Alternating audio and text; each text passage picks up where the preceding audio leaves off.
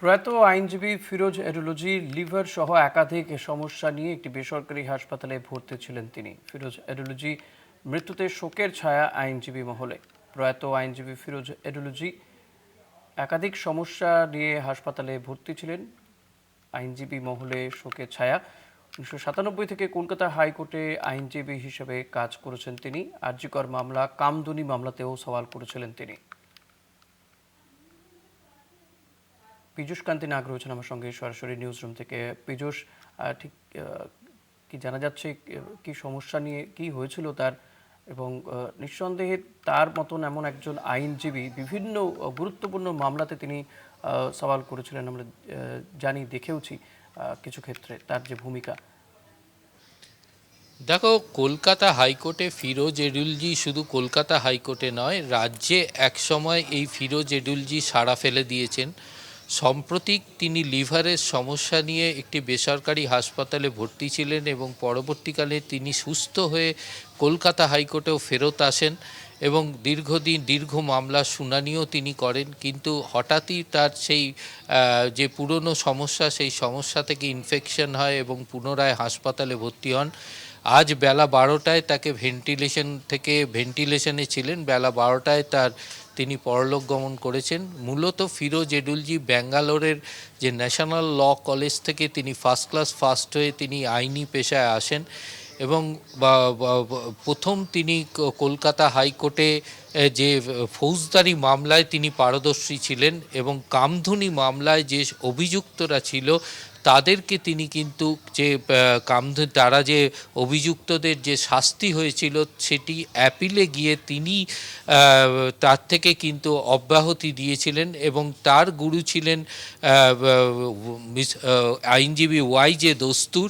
এবং কিছুদিন আগে এই ওয়াই.জে. দস্তুরও তিনি পরলোক গমন করেন এবং ফিরোজ এডুলজি আরজিকর মামলায় প্রথম জনস্বার্থ মামলা দায়ের করেছিলেন এবং কলকাতা হাইকোর্ট থেকে যখন সুপ্রিম কোর্টে এই মামলা গড়ায়, সেই সময় ফিরোজ এডুলজি প্রধান বিচারপতির এজলাসে প্রথম তুলে ধরেছিলেন যে এই তদন্তের কোথায় কোথায় গাফিলতি ছিল এবং তদন্তের পোস্টমর্টম রিপোর্ট থেকে শুরু করে যে বিষয়গুলি তিনি সুপ্রিম কোর্টের সামনে তুলে ধরেছিলেন, যেগুলিকে মান্যতা দিয়েছিলেন সেই সময় প্রধান বিচারপতি এবং বিচারপতি পারডিওয়ালা, তার যে সওয়াল পর্ব তারা শুনে পরবর্তীকালে সেই মোতাবেক তারা নির্দেশিকা জারি করেছিলেন।